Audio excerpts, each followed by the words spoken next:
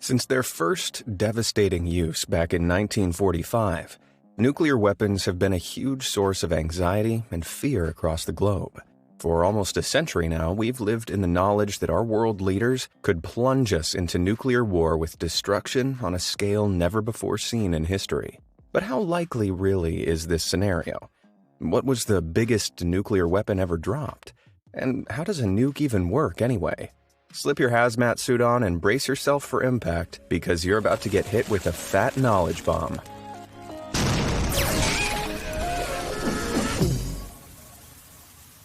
Let's start with a little history and ask the question, why were nuclear bombs ever developed in the first place?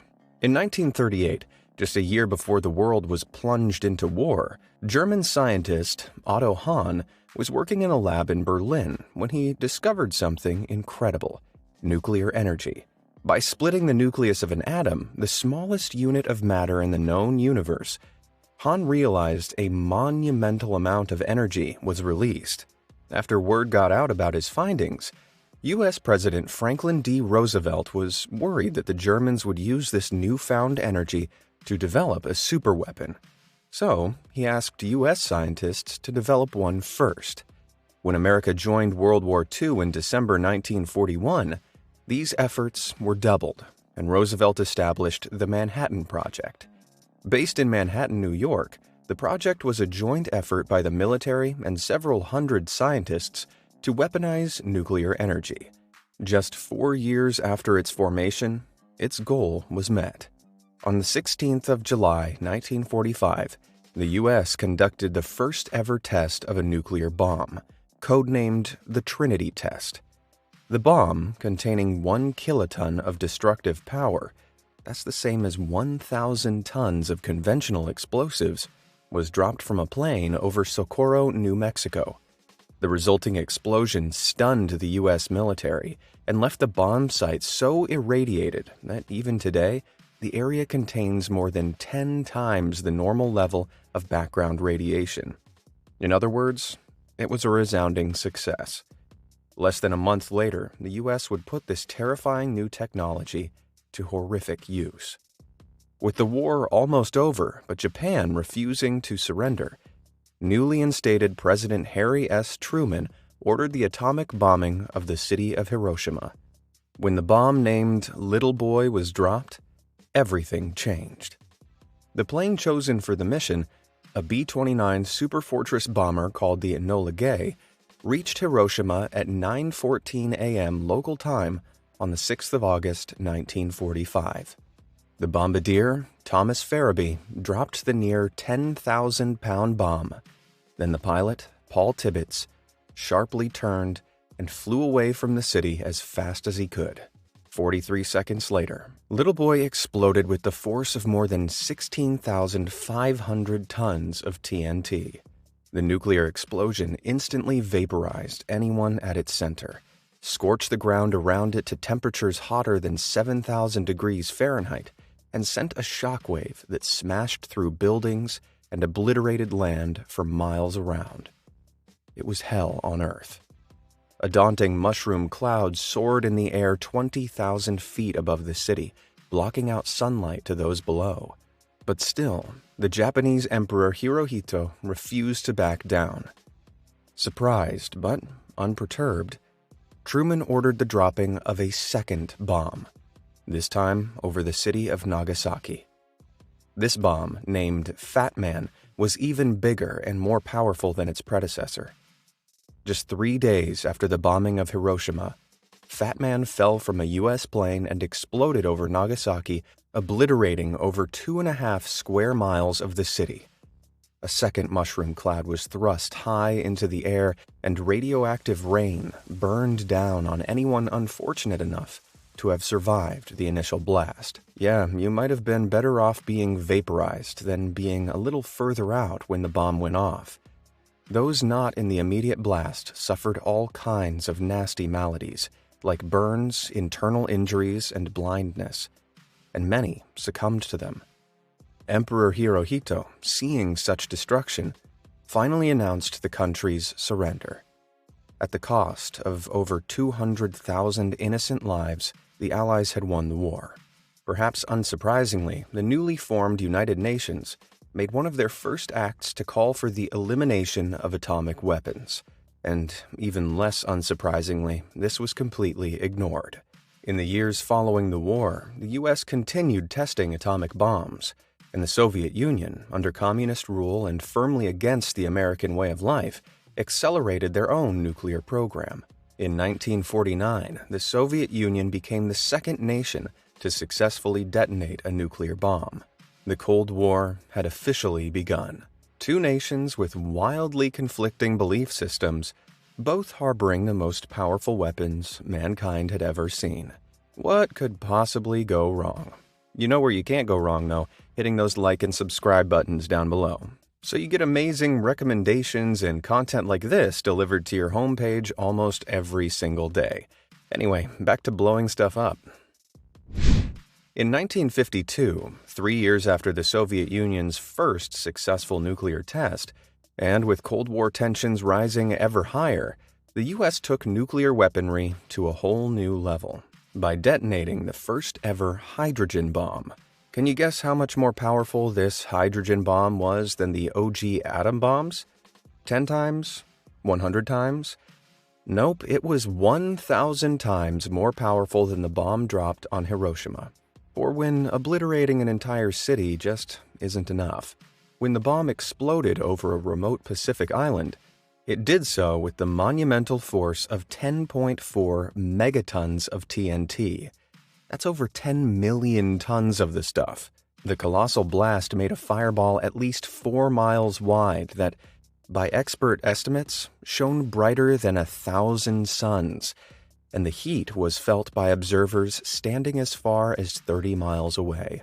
But the Soviets were hot on the US's tail, and if you thought what you just saw was big, strap yourselves in because you've seen nothing yet. Let's put things into perspective for a moment. The bomb dropped on Hiroshima was 15 kilotons. The first hydrogen bomb was 10 megatons. But 9 years later, in 1961, the Soviets tested a hydrogen bomb that was an unbelievable 57 megatons.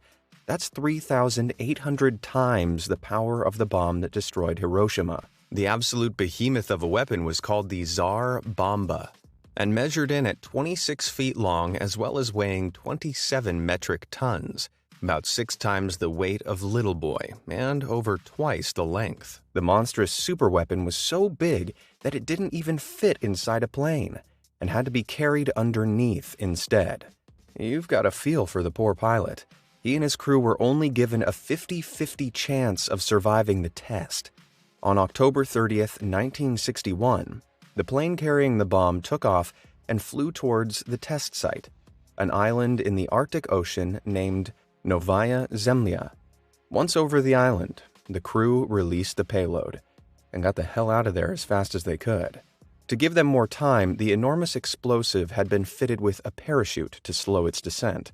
Even so, when it detonated, the blast was so powerful that its shockwave slammed into the plane, sending it plummeting over 3,000 feet. Пулевой столб, поднимающийся с земли, быстро увеличился в объеме. Через несколько секунд после взрыва. Luckily, the pilot recovered control, but the explosion annihilated everything within 22 miles and created a massive mushroom cloud over 37 miles high. The bomber's crew, still hurtling away as fast as they could, watched as the beautiful, terrifying plume pierced the sky where they'd been mere moments before.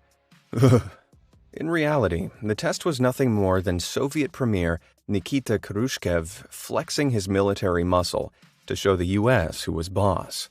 But the bomb itself, while undoubtedly impressive, was impractical and wasn't as effective as dropping several smaller bombs. So no attempt by either side was ever made to make one bigger. Even today, the Tsar Bomba remains the biggest nuclear weapon ever created and used, though I came pretty close to topping it after last night's curry. Despite no single bomb ever matching the Tsar Bomba's power, between 1945 and 1980, A combined total of 510 megatons of explosives were detonated around the world in nuclear tests. That's 170 times more blast power than was used in the whole of World War II. And though easily the two biggest culprits, it wasn't just the US and Soviet Union that were responsible for the barrage of blasts. By 1980, the UK, France, and China had all waded into the fray with their own tests, albeit on a far smaller scale. With 5 nations all blowing the living daylights out of any barren patch of land they could find, you might expect there to be some environmental consequences, right? Well, we can't be sure just how much radioactive material has been flung up into the atmosphere from the decades of testing, but we know it's a lot. Like, a lot. And what goes up must come down. Throughout the Cold War, one of the Soviets' favorite nuclear test sites was a patch of land in Semipalatinsk, Kazakhstan, called the Polygon. Even today, this area is one of the most radioactive places in the whole world. It's been hit with about 450 nuclear explosions, and with every single one, masses of radioactive dust and dirt were thrown into the air and carried across the neighboring communities as toxic fallout. A test in 1956 resulted in over 600 residents of the city of Ust-Kamenogorsk being rushed to hospital with radiation sickness, and they were 250 miles away. Now, trust me, you don't want to get radiation sickness. If you're ever subjected to a strong dose of radiation, the symptoms can be severe and quick to set in. The invisible rays penetrate your body, so they don't just damage your skin, but also your insides. The cells that make your hair die off, causing you to lose it. Your disease-fighting white blood cells die too, crippling your immune system. Even your very DNA is attacked, causing it to break and mutate. You'll feel sick, weak, and disoriented, even if you survive the initial dose of radiation. Years later, you're more likely to develop life-threatening illnesses like leukemia or cancer. That's exactly what happened with the many residents of Ust-Kamenogorsk. But the tests didn't just affect one generation of people. Because DNA mutations are often passed on, pregnant women at the time were more likely to give birth to children with learning difficulties or physical impairments.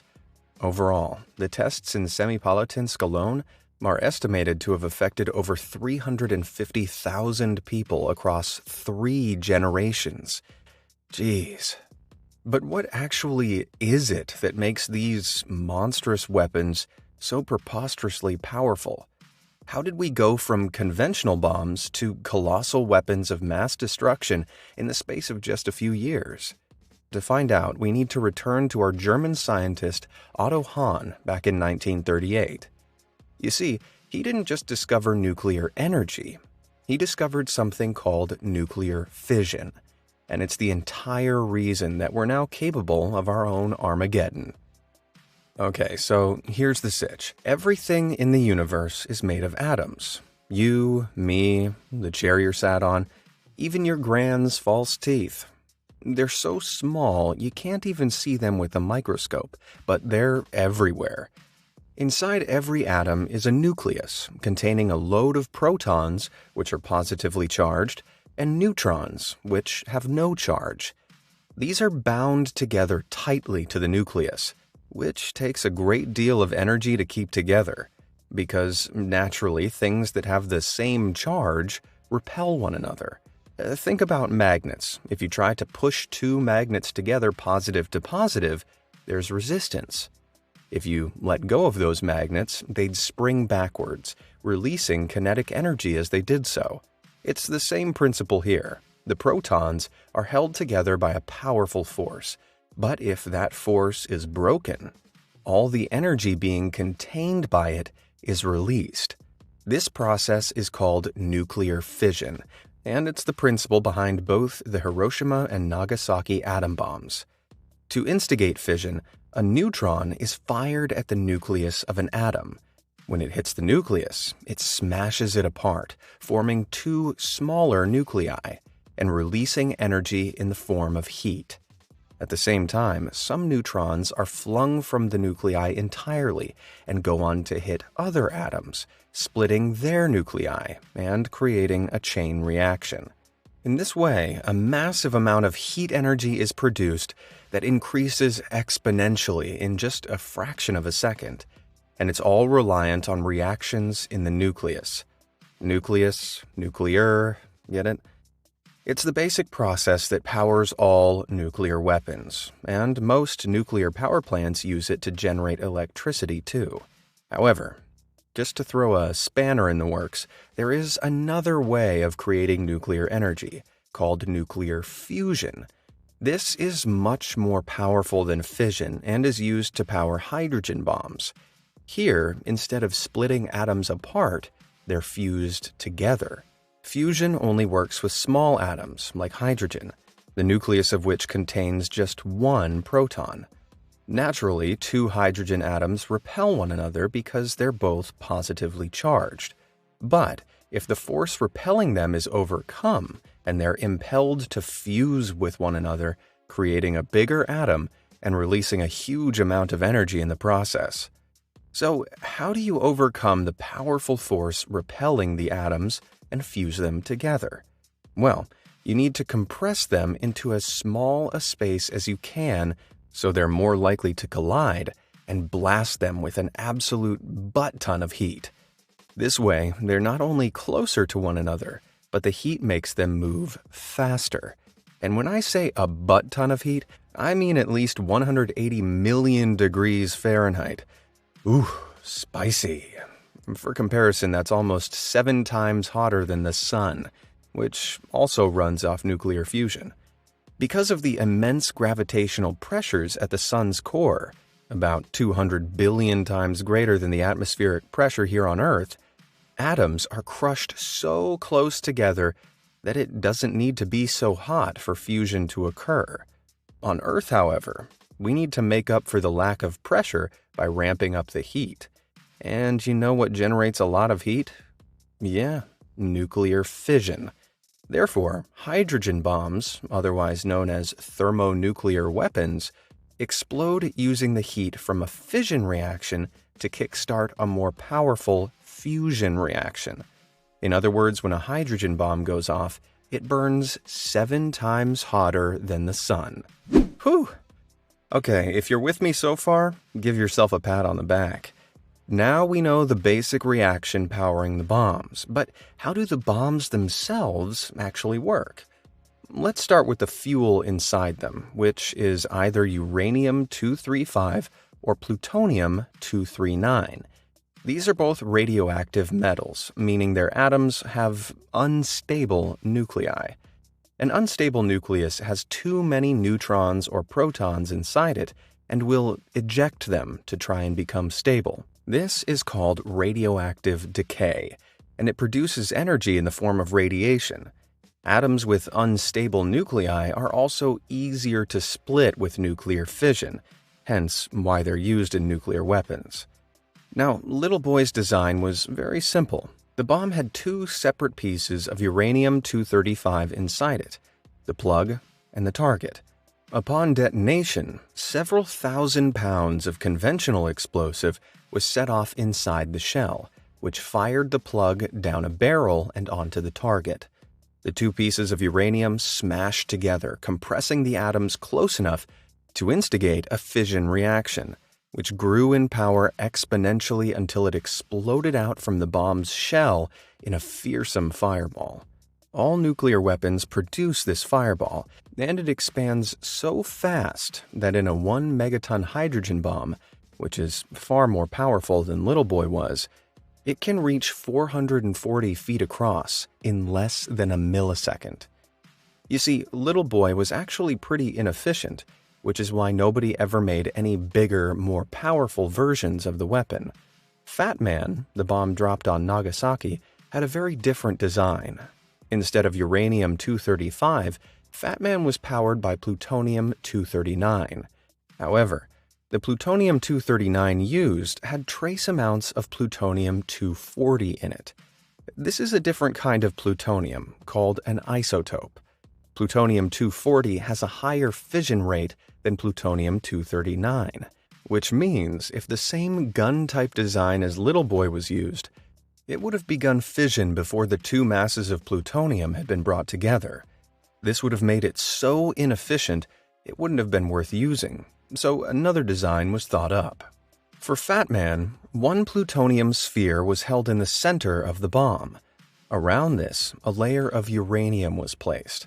This layer of uranium held the plutonium in place and helped reflect neutrons back to the core, improving the efficiency of the fission reaction.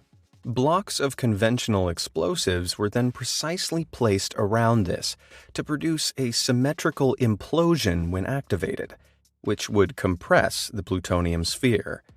Once compressed, a device inside the plutonium was crushed and injected neutrons into the radioactive metal, kickstarting the fission reaction and setting off the nuke. But there's one more thing that needed to be considered for both bombs: how the detonation would be triggered in the first place. Impact with the ground would have done the trick, but the ground would also have absorbed a lot of the explosion and limited its radius. Instead, for maximum destructive potential, the bombs had to be detonated in the air. To do this, both were equipped with specialized circuitry that could detect their height from the ground and detonate at just the right moment.